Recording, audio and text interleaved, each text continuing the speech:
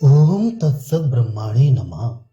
श्री वृद्धारण्यक उपनिषद श्री शंकराचार्य भाष्य षष्ठ अध्याय चतुर्थ ब्राह्मण संतान उत्पत्ति विज्ञान अथवा पुत्र मंथ कर्म।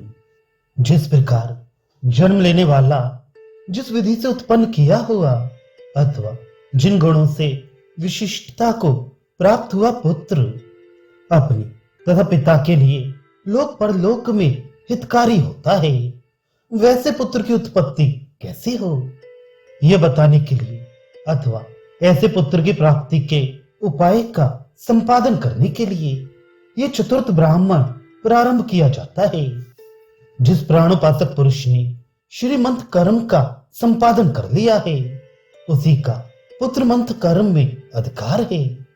साधक जब पुत्र मंथ करना चाहता है तब वे श्रीमंत कर्म का अनुष्ठान करके पत्नी के ऋतुकाल की प्रतीक्षा करता है। यह बात रेतस शुक्र की औषधि आदि का रसतम सारतम बताकर उसकी प्रशंसा करने से जानी जाती है। इन भूतों का रस पृथ्वी है, पृथ्वी का रस जल है, जल का रस औषधियां हैं, औषधियों का रस पुष्प है, पुष्पों का रस फल है, फलों का रस आधार पुरुष है तथा पुरुष का रस सार शुक्र है। इन चर अचर समस्त भूतों का रस सारभूत तत्व पृथ्वी है, क्योंकि पृथ्वी सब भूतों का मधु सार है। ये बात मधु ब्राह्मण में कह आई है। पृथ्वी का रस जल है, क्योंकि पृथ्वी जल में ओतप्रोत है। जल का रस औषधियां अन्न है। जल का कार्य होने के कारण औषधियों को उसका रस बताया गया है। औषधियों का रस फूल, फूलों का रस फल, फलों का रस पुरुष और पुरुष का रस रेतस शुक्र है। यह वीर पुरुष के संपूर्ण अंगों से उत्पन्न हुआ तेज है। इस दूसरी श्रुति से भी प्रमाणित होती है। यदि इस प्रकार यह रेतस वीर संपूर्ण भूतों का सारतम तत्व है तो इसके आधान की योग्य प्रतिष्ठा अर्थात आधार भूमि क्या है, ऐसी जिज्ञासा होने पर कहते हैं सुप्रसिद्ध प्रजापति ने विचार किया कि मैं इस वीर की स्थापना के लिए किसी योग्य प्रतिष्ठा आधार भूमि का निर्माण करूं। अतः उन्होंने स्त्री की सृष्टि की। उसकी सृष्टि करके उन्होंने उसके अधोभाग की उपासना की, मैथुन कर्म का विधान किया। अतः स्त्री की अधोभाग की उपासना सेवन करी। प्रजापति ने इस उत्कृष्ट गतिशील प्रस्तर खंड के सदृश शिशन इंद्रिय को उत्पन्न करके उसे स्त्री की योनि की ओर प्रेरित किया। उससे इस स्त्री का संसर्ग किया। उस सुप्रसिद्ध सृष्टिकर्ता प्रजापति ने विचार किया। विचार करके उन्होंने स्त्री की सृष्टि की। उसकी सृष्टि करके अधोभाग की उपासना की। मैथुन नामक कर्म का ही नाम अधोभाग की उपासना है, उसी को संपन्न किया। इसीलिए स्त्री के अधोभाग की उपासना सेवन करे, क्योंकि सारी प्रजा श्रेष्ठ पुरुष के आचार व्यवहार का अनुकरण करने वाली होती है। इस मैथुन कर्म में वाजपेयी यज्ञ की समानता की कल्पना करते हैं। उन प्रजापति ने इस प्रकृष्ट गति युक्त लोड़े को सोमरस निकालने के लिए उपयोग में लाई जाने वाले प्रस्तर खंड के समान अपने शिष्य जन्नेन्द्रिय को, जो मैथुन काल में कठोर हो जाता है, उत्पूरित किया, स्त्री योनि की ओर प्रेरित किया। उस जन्नेन्द्रिय से इस स्त्री का संसर्ग किया। सृष्टि कार्य में इस क्रिया की अत्यंत आवश्यकता है। भोग बुद्धि से न होकर यदि केवल उत्तम संतान उत्पत्ति के लिए ये क्रिया हो तो वह धर्म सम्मत है और आवश्यक है। इस क्रिया में प्राणी मात्र की स्वाभाविक प्रवृत्ति है। यह प्रवृत्ति संयमित हो, भोगार्थ न होकर केवल संतान उत्पत्ति के लिए हो। पुरुषों की स्वेच्छाचारिता और असंयम का निरोध हो। शुभ एवं श्रेष्ठ संतान उत्पादन के विज्ञान से लोग परिचित हों। यह मनुष्य का पतन करने वाली पाश्चिक क्रिया मात्र न रहकर लोक कल्याणकारी न रत्नों के उत्पादन तथा निर्माण में सफल साधन हो। इसी के लिए शास्त्र में इस विषय का स्पष्ट विधान किया गया है। जगत के प्रातः स्मरणीय महान पुरुषों की उत्पत्ति में यही विज्ञान साधन स्वरूप रहा है। अतः इसको जानकर ही प्रत्येक पुरुष इसके द्वारा विश्व कल्याण में सहायक हो सकता है। अवश्य विज्ञान उन्हीं लोगों के लिए है जो प्रजा उत्पादन के योग्य गृहस्थाश्रम में तथा तरुण अवस्था में है। ब्रह्मचारी, वानप्रस्थ, यति एवं बालक वृद्धों के लिए अथवा संसार से सर्वथा विरक्त पुरुषों के लिए ये विषय त्याज्य है। इस विज्ञान के प्रतिपादन में उन वाक्यों या शब्दों का आना अनिवार्य है जो अश्लील समझे जाते हैं, क्योंकि उसी विषय को समझाना है। अतः श्रवण करते समय इसको उसी दृष्टि से सुने और सोचें।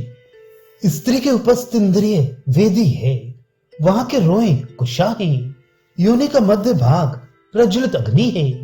योनि के पार्श्व भाग में जो दो कठोर मांस खंड हैं, उनको मुष्क कहते हैं। वे दोनों मुष्क ही अधिश्वर्ण नाम से प्रसिद्ध चर्ममय सोमफलक हैं।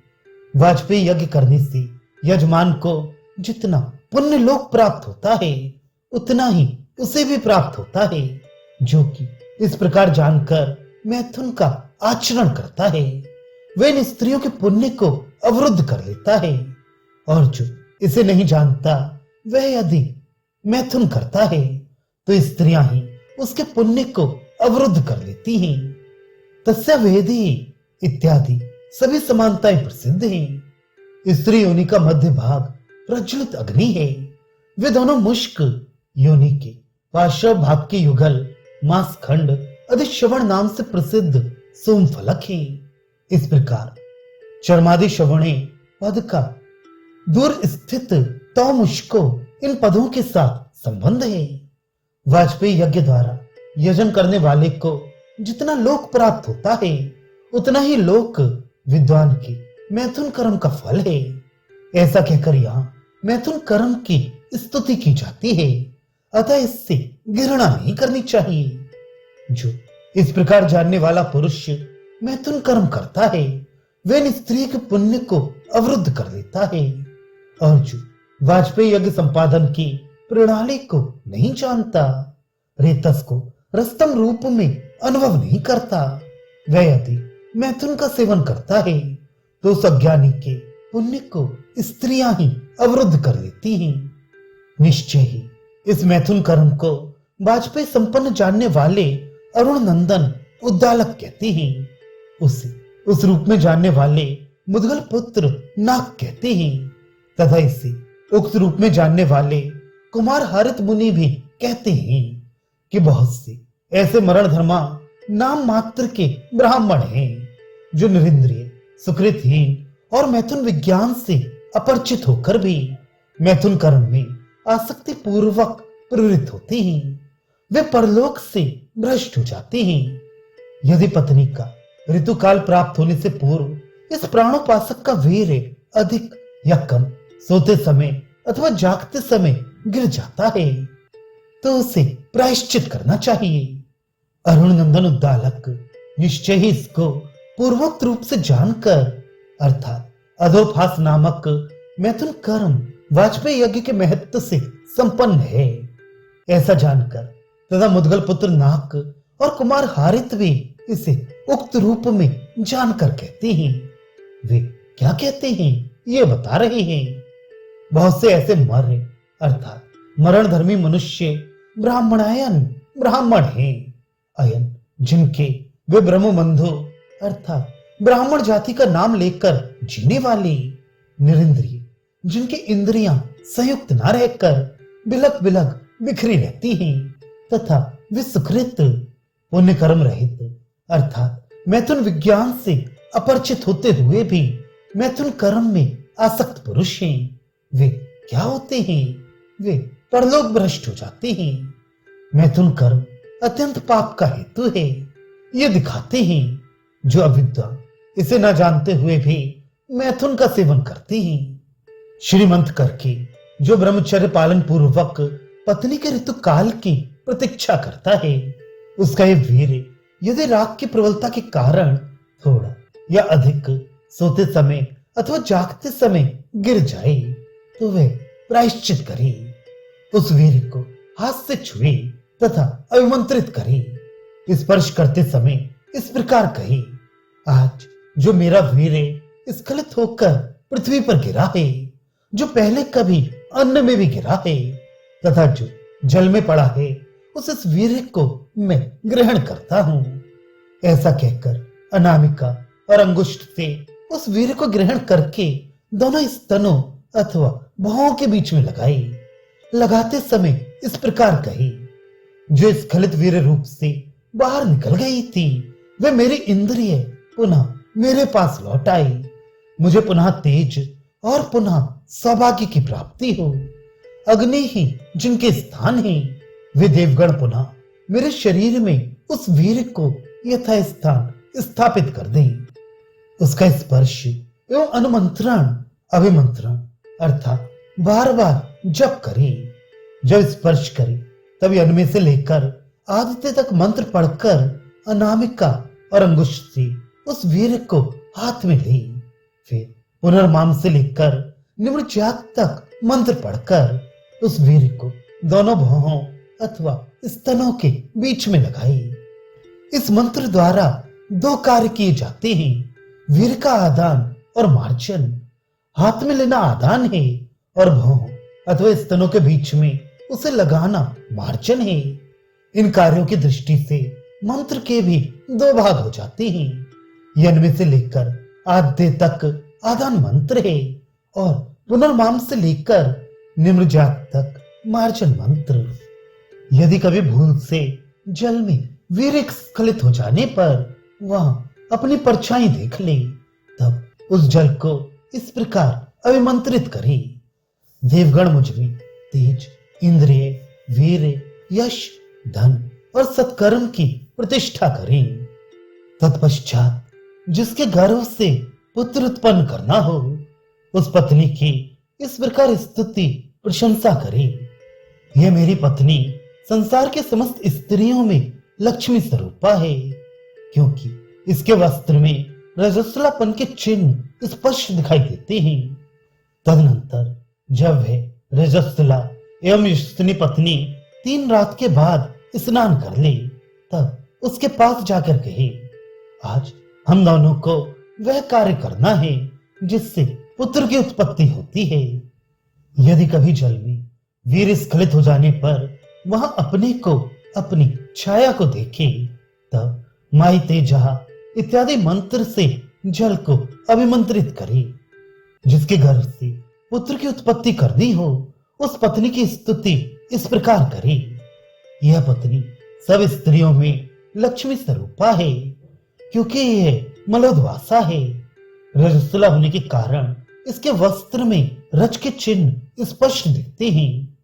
अतः उस रजस्वला यशस्विनी श्रीमती पत्नी के पास जब वह 3 रात के बाद स्नान करके शुद्ध हो गई हो, जाकर उससे उपमंत्रणा करे, कहे, आज हम दोनों को ये करना है जिससे पुत्र की उत्पत्ति हो।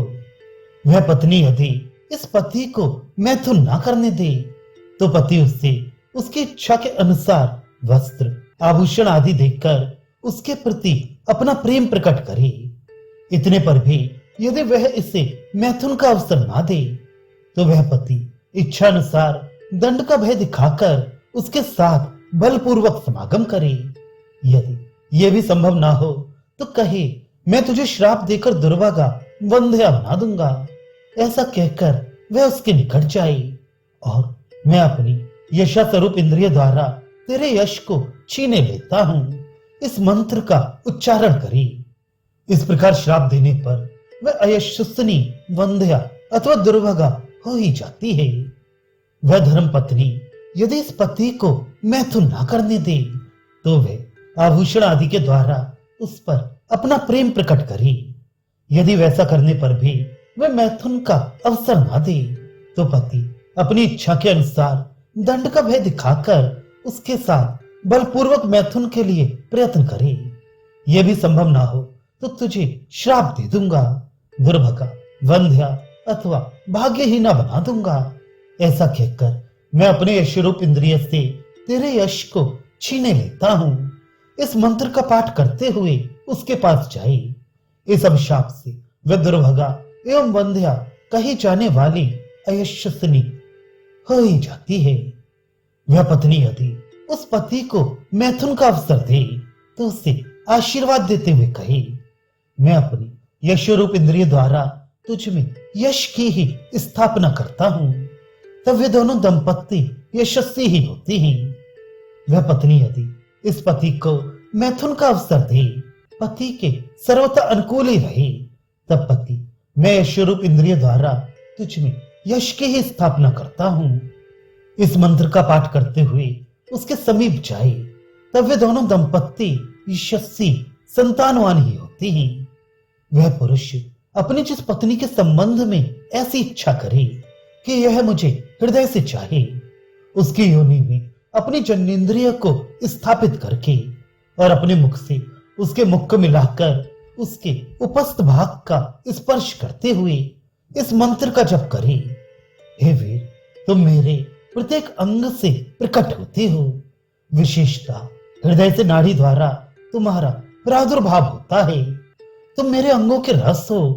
अतः जिस प्रकार विष लगाए हुए बाण से घायल हुई हिरणी मूर्छित हो जाती है, उसी प्रकार तुम मेरी इस पत्नी को मेरे प्रति उन्मत्त बना दो, इसे मेरे अधीन कर दो। वह पुरुष अपनी जिस पत्नी के संबंध में ऐसी इच्छा करे कि यह मेरे प्रति कामना युक्त हो, मुझे मन से चाहने लगे, उसकी योनि में अपनी जन्नेन्द्रिय को स्थापित करके उसके मुख से अपना मुख मिलाकर उसके उपस्थ का स्पर्श करते हुए इस मंत्र का जप करे। अंगाद अंगादे इत्यादि। अपनी जिस पत्नी के विषय में ऐसी इच्छा हो कि वह गर्भ धारण ना करे, तो उसकी योनि में अपनी जन्नेन्द्रिय को स्थापित करके उसके मुख से अपना मुख मिलाकर अभिप्राणन कर्म करके अपानन क्रिया करे।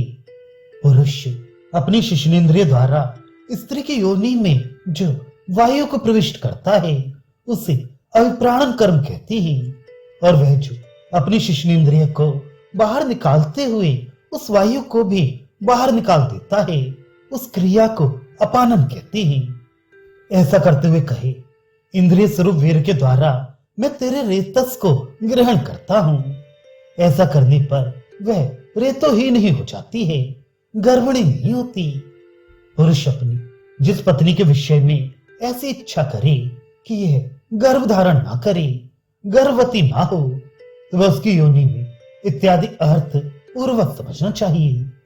अभिप्राण प्रथम अभिप्राणन करके पश्चात इंद्रियते रेतसा रेत आदते इस मंत्र के द्वारा अपानन करे, इससे वह अरेता ही हो जाती है। तात्पर्य यह है कि गर्भवती नहीं होती। पुरुष को अपनी जिस पत्नी के संबंध में ऐसी इच्छा हो कि यह गर्भ धारण करे, वह उसकी योनि में जन्नेन्द्रिय स्थापित करके उसके मुख से मुख मिलाकर पहले अपानन क्रिया करके पश्चात अभिप्राणन कर्म करे और कहे, मैं इंद्रिय रूप वीर के द्वारा तेरे रेतस का आधान करता हूं। ऐसा करने से वह गर्भवती ही होती है। जिस पत्नी के संबंध में ऐसी इच्छा हो कि यह गर्भ धारण करे, उसकी योनि में इत्यादि अर्थ पूर्वक समझना चाहिए। पूर्व मंत्र के विपरीत पहले अपानन क्रिया करके इंद्रियत रेतसा रेत आधामी इस मंत्र के द्वारा अभिप्राणन कर्म करे। ऐसा करने से वह गर्भवती ही होती है। जिस गृहस्थ विद्वान की पत्नी का किसी जार पुरुष से संबंध हो, वह पति उस जार से द्वेषभाव रखकर उसे दंड देना चाहे, तो वह मिट्टी के कच्चे बर्तन में पंचभूत संस्कार पूर्वक अग्नि स्थापित करके विपरीत क्रम से अर्थात दक्षिणाग्र या पश्चिमाग्र भाव से सरकंडों का बहिष बिछाकर उनकी बाणाकार सीकों को घी से भिगोकर उनके अग्रभाग को विपरीत दिशा में ही रखते हुए उस अग्नि में उनकी 4 आहुतियां दे। और आहुतियों के मंत्र इस प्रकार हैं: मम समिद्धि हर्षि प्राणपानोत आदते। ये मंत्र पढ़कर फट शब्द का उच्चारण करके पहली आहुति दे। आहुति के अंत में असामम शत्रु इस प्रकार बोलकर शत्रु का नाम लेना चाहिए। मम समिद्या हर्षि पुत्र पशुस्त आदते। ये मंत्र बोलकर दूसरी आहुति दे और अंत में असमम शत्रु कहकर शत्रु का नाम ले। इसी प्रकार मम समिद्या हर्षि रिष्ट सुकृत आदते। ये मंत्र बोलकर तीसरी आहुति दे और अंत में असमम शत्रु कहकर शत्रु का नाम ले तथा मम समिद्या हर्षि राशि पराकाश त आदते। यह मंत्र पढ़कर चौथी आहुति दे और पूर्ववत असो कहकर शत्रु के नाम का उच्चारण करे। इस प्रकार मंत्र कर्म को जानने वाला प्राणदर्शी विद्वान जिसको श्राप देता है वह इंद्रिय रहित एवं पुण्यहीन होकर इस लोक से चल बसता है। अतः परस्त्री गमन के इस भयंकर परिणाम को जानने वाला पुरुष किसी श्रोत्रिय की पत्नी से समागम की बात ही क्या परिहास की भी इच्छा न करे, क्योंकि उक्त अविचार कर्म को जानने वाला श्रोत्रिय उसका शत्रु बन जाता है। अब अविचार कर्म बताती ही जिस गृहस्थ विद्वान की पत्नी का कोई जार उपपति हो वह पति उस जार से यदि द्वेष रखता हो तथा इसके प्रति अविचार का प्रयोग करूंगा ऐसा निश्चित संकल्प रखता हो तो उसके लिए यह कर्म है। वह मिट्टी के कच्चे बर्तन में पंचभूत संस्कार पूर्वक अग्नि स्थापन करके सारी क्रिया विपरीत क्रम से करे। यथा ईशान से अग्नि कोण की ओर दक्षिणाग्र या पश्चिमाग्र भाव से बहिर्ष्यों का परिस्तरण करे इत्यादि। उस अग्नि में इन बाणाकार सरकंडों की सीकों को पृथ्लो दक्षिणाग्र या पश्चिमाग्र भाव से ही रखते हुए घी में भिगोकर उनकी आहुति दे। मम समिद्या हर्षि इत्यादि 4 आहुतियां दे और सबके अंत में प्रत्येक के साथ असा बोलकर शत्रु के नाम का उच्चारण करे। अरे यौवन आदि से प्रकाशित मेरी पत्नी रूप प्रज्वलित अग्नि में तूने वीर की आहुति डाली है, अतः मैं तुझ अपराधी के प्राण और अपान को लिए लेता हूं। चारों मंत्र के अर्थ एक से हैं। पहले में शत्रु के प्राण और अपान को, दूसरे में पुत्र और पशुओं को, तीसरे में यज्ञ और पुण्य को तथा चौथे में प्रार्थना एवं प्रतिज्ञा पूर्ति की प्रतीक्षा के अपहरण की बात कही गई है। वह ये इस प्रकार जानने वाला ब्राह्मण जिसे श्राप देता है वह विषकृत पुण्य कर्म शून्य हो इस लोक से चल बसता है। अतः परस्त्री गमन के ऐसे भीषण परिणाम को जानने वाला पुरुष श्रोत्रिय विद्वान की पत्नी से उपहास परिहास की भी इच्छा न करे। फिर समागम की तो बात ही क्या है, क्योंकि ऐसे अविचार कर्म को जानने वाला विद्वान भी उसका पराया अर्थात शत्रु बन जाता है। जिसकी पत्नी को ऋतु भाव रजो धर्म प्राप्त हो उसकी वह पत्नी 3 दिनों तक कांसे के बर्तन में ना खाए और चौथे दिन स्नान के बाद ऐसा वस्त्र पहने जो फटा ना हो, साफ सुथरा हो। इसे कोई शूद्र जातीय स्त्री या पुरुष ना छुए। वह रजस्त्र नारी जब 3 दिन बीतने पर स्नान कर ले तो उसे धान कूटने के काम में लगाए। जिसकी पत्नी को आर्त ऋतु भाव रजो धर्म प्राप्त हो उसकी वह पत्नी 3 दिनों तक कांसे के बर्तन में ना खाए और चौथे दिन स्नान करके साफ सुथरा हो। स्नान के बाद और पहले भी उस ऋतुमती स्त्री को कोई शूद्र जातीय स्त्री या पुरुष ना छुए। 3 रात बीतने पर त्रिरात्र व्रत की समाप्ति होने पर वह आपलवन स्नान करने के पश्चात जो फटा ना हो ऐसा स्वच्छ वस्त्र पहने। इस प्रकार व्यवधान युक्त अहतवासा पद के साथ इस वाक्य का अन्वय है। स्नान करने के पश्चात उस स्त्री से धान कुटवाए, धान कूटने के कार्य में उसी को लगाए। जो पुरुष चाहता हो कि मेरा पुत्र शुक्ल वर्ण का हो, एक वेद का अध्ययन करे और पूरे 100 वर्षों की आयु तक जीवित रहे, उस दशा में वे दोनों पति पत्नी दूध और चावल को पकाकर खीर बना लें और उसमें घी मिलाकर खाएं। इससे वे उपयुक्त योग्यता वाले पुत्र को उत्पन्न करने में समर्थ होते हैं। जो पुरुष चाहता हो कि मेरा पुत्र शुक्ल वर्ण का उत्पन्न हो, एक वेद का अध्ययन करे तथा पूरी आयु भर 100 वर्षों तक जीवित रहे, तो वे दोनों पति पत्नी दूध चावल का खीर पकाकर उसमें घी डालकर खाएं। इससे वे वैसे पुत्र को जन्म देने में समर्थ होते हैं। जो चाहे कि मेरा पुत्र कपिल या पिंगल वर्ण का हो, 2 वेदों का अध्ययन करे और पूरे 100 वर्षों तक जीवित रहे, तो वह और उसकी पत्नी दही के साथ भात पकाकर उसमें घी मिलाकर खाए। इससे वे वैसे पुत्र को जन्म देने में समर्थ होते हैं। दध्योदन बनाकर दही के साथ चरु पकाकर दोनों दंपत्ति भोजन करें। यदि द्विवेदी पुत्र को पाने की इच्छा हो, तब ऐसे भोजन का नियम है। जो चाहे कि मेरा पुत्र श्याम वर्ण अरुण नयन हो, 3 वेदों का स्वाध्याय करे तथा पूरे 100 वर्षों तक जीवित रहे, वह और उसकी पत्नी केवल जल में चावल पकाकर भात तैयार कर लें और उसमें घी मिलाकर खाएं। इससे वे उक्त योग्यता वाले पुत्र को जन्म देने में समर्थ होते हैं। जो चाहता हो कि मेरी पुत्री विदुषी हो और पूरी 100 वर्षों की आयु तक जीवित रहे, वह और उसकी पत्नी तिल और चावल की खिचड़ी पकाकर उसमें घी मिलाकर खाएं। इससे वे उक्त योग्यता वाली कन्या को जन्म देने में समर्थ होते हैं। गृह शास्त्र में निपुण होना ही पुत्री का पांडित्य है, क्योंकि वेद में उसका अधिकार नहीं है। तिलोदन का अर्थ है तिल चावल की खिचड़ी।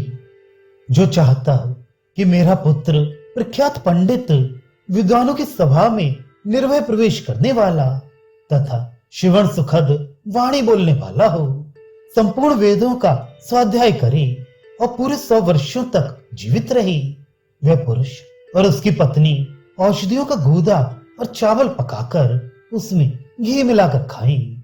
इससे वे उक्त योग्यता वाले पुत्र को जन्म देने में समर्थ होते हैं। उक्षा अथवा ऋषभ नामक औषधि के गूदे के साथ खाने का नियम है। नाना प्रकार से जिसकी महत्ता गाई जाए, वह विगीत कहलाता है। विगीत अर्थात प्रख्यात, समितिंगम अर्थात विद्वानों की सभा में जाने वाला निर्भीक या प्रगल्भ, सुश्रुता सुनने में प्रिय रमणीय वाणी का वक्ता अर्थात संस्कार युक्त सार्थक वाणी बोलने वाला। औषधि अथवा फल के गूदे को मांस कहते हैं। उससे मिश्रित भात को यहाँ मांसोदन कहा गया है। उस औषधि के गूदे का नियम करने के लिए कहते हैं। उक्षा के गूदे के साथ गर्भाधान में समर्थ सांड को उक्षा कहते हैं। उसी के समान शक्तिशाली होने से औषधि विशेष का नाम भी उक्षा है। उसी का गूदा यहाँ अभीष्ट है। पूर्वोक्त सांड से भी अधिक अवस्था वाले बैल को ऋषभ कहते हैं। उसके समान शक्तिशाली औषधि विशेष का नाम भी ऋषभ है। उसी गूदे को यहाँ आर्षभ समझना चाहिए। तदनंतर चौथे दिन प्रातः काल ही संध्या आदि का अनुष्ठान करके पत्नी के कूटे हुए चावलों को लेकर स्थाली पाक की विधि से घी का संस्कार करके, चरु पकाकर उसका भी संस्कार करके स्थाली पाक के अन्न में से थोड़ा थोड़ा लेकर प्रधान आहुतियां दी। उनके मंत्र इस प्रकार हैं: अग्नि स्वाहा, अनुमते स्वाहा, देवाय सवित्रे, सत्य प्रसवाय स्वाहा। इस प्रकार आहुति देकर स्वीकृत होम करके इस थाली में बचे हुए चरु को एक पात्र में निकालकर उसमें घी मिलाकर पहले पति उस अन्न को खाता है। खाकर उसी उच्छिष्ट अन्न को अपनी पत्नी के लिए देता है। तत्पश्चात हाथ पैर धोकर शुद्ध आचमन करके जल पात्र को भरकर उसी जल से अपनी पत्नी का 3 बार अभिषेक करे। अभिषेक का मंत्र इस प्रकार है: उत्तिष्ठात विषवसन्यमिच्छ प्रपूर्व्याम समझायाम पत्तसहा। तदनंतर प्रातः काल ही कूटने से तैयार हुए चावलों को लेकर इस थाली पाक की विधि से घी का संस्कार करके चरु को पकाकर इस थाली पाक की आहुति दी। इस थाली पाक में थोड़ा थोड़ा अन्न लेकर अग्नि स्वाहा इत्यादि मंत्रों से 3 आहुतियां दी। हवन करके शेष चरु को एक पात्र में निकालकर पति स्वयं भोजन करे। भोजन करके उच्छिष्ट भाग पत्नी को अर्पण करे। तत्पश्चात हाथ पैर धोकर शुद्ध आचमन करके जल पात्र भरकर उसी जल से पत्नी का 3 बार उत्तिष्ठात इत्यादि मंत्र के द्वारा अभिषेक करे। मंत्र का पाठ एक ही बार करना चाहिए। तदनंतर पति अपनी कामना के अनुसार पत्नी को खीर आदि भोजन कराने के पश्चात शयन काल में अमोहमस्मि इत्यादि मंत्र पढ़कर उसका आलिंगन करे। उस मंत्र का भाव इस प्रकार है: देवी, मैं प्राण हूं, तुम वाक हो, तुम वाक हो, मैं प्राण हूं, मैं साम हूं, तुम ऋत हो, मैं आकाश हूं, तुम पृथ्वी हो। अतः आओ हम दोनों दंपत्ति एक दूसरे का आलिंगन करें, एक साथ रेतस धारण करें, जिससे हमें पुरुषत्व विशिष्ट पुत्र का लाभ हो। तदनंतर इस पत्नी को अभिमंत्रित करके जैसे संतान की इच्छा हो उसके अनुसार खीर आदि भोजन करने के पश्चात उसके साथ शयन करे। ये क्रम समझना चाहिए। शयन काल में अहम अस्मि इत्यादि मंत्र से पत्नी का आलिंगन करे।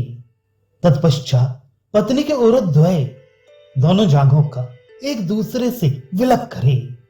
उस समय यह मंत्र पढ़ना चाहिए: विजिहितां ध्यावा पृथ्वी इति। हे उरुस्वरूप आकाश और पृथ्वी तुम दोनों विलग हो।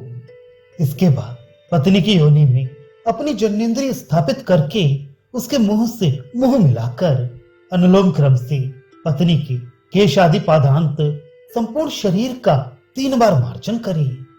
मार्जन काल में विष्णु योनि कल्पयते इत्यादि मंत्र का पाठ करे, जिसका भाव इस प्रकार है: प्रिय सर्वव्यापी भगवान विष्णु तेरे जन्नेन्द्रिय को पुत्र की उत्पत्ति में समर्थ बनाई। भगवान सूर्य तेरे तथा उत्पन्न होने बालक के अंगों को विवाह पूर्वक पुष्ट एवं दर्शनीय बनाई। विराट पुरुष भगवान प्रजापति मुझसे अभिन्न रूप में स्थित हो तुझ में वीर का आधान करे। भगवान धाता तुझसे अभिन्न भाव से स्थित हो तेरे गर्भ का धारण एवं पोषण करे। देवी, जिसकी भोर भोरे स्तुति की जाती है, वह सिने वाली अर्थात जिसमें चंद्रमा की एक कला शेष रहती है, वह अमावस्या तुम हो। तुम्हें गर्भ धारण करो, धारण करो। देवश्विनी कुमार सूर्य और चंद्रमा अपनी किरण रूपी कमलों की माला धारण करके मुझसे अभिन्न रूप में स्थित हो तुझ में गर्भ का आधान करे। तदनंतर विजिहितां ध्यावा पृथ्वी इस मंत्र से पत्नी की उरुध्वय को एक दूसरे से अलग करे। तस्यामर्थ इत्यादि मंत्र भाग पूर्व जैसा है। विष्णु योनि इत्यादि मंत्रों में से प्रत्येक को पढ़कर पत्नी के मस्तक से लेकर पैर तक के अंगों को 3-3 बार मार्जन स्पर्श करे। प्राचीन काल में ज्योतिर्मय अरणियां थीं, जिनसे अश्विनी कुमारों ने मंथन किया। उस मंथन से अमृत रूप गर्भ प्रकट हुआ। उसे अमृत रूप गर्भ को हम तेरी कुक्षी में स्थापित करते हैं, इसलिए कि तो इसे 10वें महीने में उत्पन्न कर सके। जैसे पृथ्वी का गर्भ अग्नि है, जैसे स्वर्गीय भूमि इंद्र से गर्भवती है, जैसे दिशाओं का गर्भ वायु है, उसी प्रकार मैं तुझ में पुत्र रूप गर्भ स्थापित करता हूं। अमुक देवी, अंत में पत्नी का नामोच्चारण करना चाहिए। प्रसव काल में प्रसव करने वाली स्त्री के ऊपर यथा वायु इत्यादि मंत्र पढ़कर जल छिड़के। मंत्रार्थ इस प्रकार है: जैसे वायु पोखरी के जल को सब ओर से चंचल कर देती है, उसी प्रकार तेरा गर्भ अपने स्थान से चले और जरायु के साथ बाहर निकले। इंद्र अर्थात प्रसूत वायु के लिए यह योनि रूप मार्ग निर्मित हुआ है, जो अर्गला गर्भवेष्टन अर्थात जरायु के साथ है। इंद्र प्रसव वायु उस मार्ग पर पहुंचकर तुम गर्भ एवं मांसपेशी के साथ बाहर निकलो। प्रसव काल में सुखपूर्वक बच्चा पैदा करने के लिए यथा वायु पुष्करणी समंगति सर्वतः एवं गर्भ एजतु इत्यादि मंत्र पढ़कर प्रसव करने वाली स्त्री को जल से सींचे। अब जात कर्म का वर्णन करती हैं। पुत्र उत्पन्न होने पर पिता उसे अपनी गोद में लेकर अग्नि की स्थापना करके कांस के कटोरे में दधि मिश्रित घी रखकर उसका थोड़ा थोड़ा सा अंश लेकर अस्मिन सहस्त्रम इत्यादि मंत्रों द्वारा अग्नि में आहुति दी। मंत्रार्थ इस प्रकार है। अपने इस घर में पुत्र रूप से वृद्धि को प्राप्त हुआ मैं सहस्त्र मनुष्यों का एकमात्र पोषण करने वाला हूँ। मेरे इस पुत्र की संतति में प्रजा तथा पशुओं के साथ संपत्ति का कभी उच्छेद ना हो। स्वाहा। मुझ पिता में जो प्राण हैं उन प्राणों का तुझ पुत्र में मैं मन ही मन होम करता हूँ। स्वाहा। मैंने प्रधान कर्म करने के साथ साथ जो कुछ अधिक कार्य कर डाला हो अथवा आवश्यक कर्म में भी जो न्यूनता त्रुटि करती हो, हमारे उस कर्म को विद्वान अग्निदेव शिष्टकृत अभीष्ट साधक होकर शिष्ट और सुहृत अर्थात न्यूनता अतिरिक्तता दोष से रहित कर दे। स्वाहा। पुत्र जन्म होने पर अग्नि स्थापन करके पुत्र को गोद में लेकर और कांस के कटोरे में दधि मिश्रित घृत रखकर दही को घी में मिलाकर उसका थोड़ा थोड़ा सा अंश लेकर अस्मिन सहस्त्रम इत्यादि मंत्र से अग्नि के आवाप स्थान में आहुति दी। स्विष्कृत होम के अनंतर पिता शिशु के दाहिने कान को अपने मुख के पास ले आकर वाक वाक वाक इस प्रकार 3 बार कही। तत्पश्चात दही मधु और घी एक में मिलाकर उसे दूसरे धातुओं के मेल से रहित विशुद्ध सोने की चम्मच से बालक को चटाई। उस समय इन 4 मंत्रों का पाठ करी। भूस्ते दधामी भुवस्ते दधामी सस्ते दधामी भूर्भुवः स्वः सर्वत्वै दधामी। तदनंतर इस बालक के दाहिने कान को अपने मुख के पास ले जाकर वाक वाक यह 3 बार जपी। तत्पश्चात कांस के कटोरे में दही मधु और घी लेकर किसी दूसरे द्रव्य के व्यवधान से रहित विशुद्ध सोने की चम्मच द्वारा भूस्ते इत्यादि मंत्र पढ़कर बालक को प्रत्येक वस्तु चटाई।